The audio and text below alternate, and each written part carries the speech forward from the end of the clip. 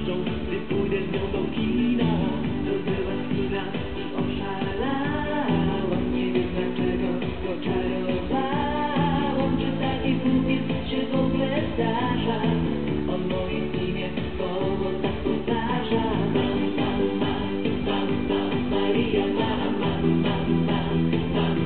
Maria,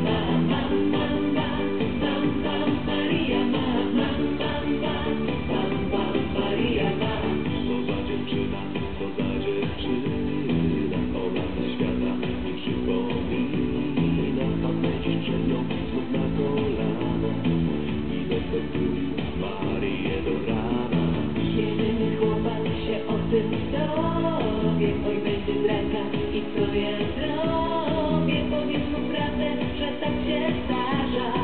Nikt nie zapomni i więcej nie powtarza. Maria, Maria,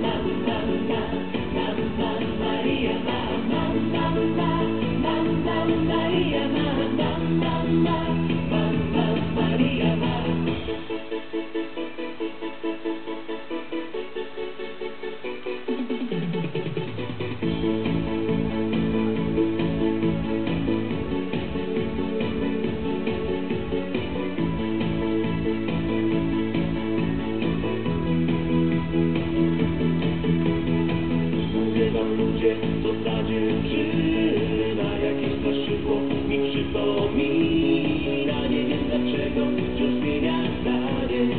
Minutka wczoraj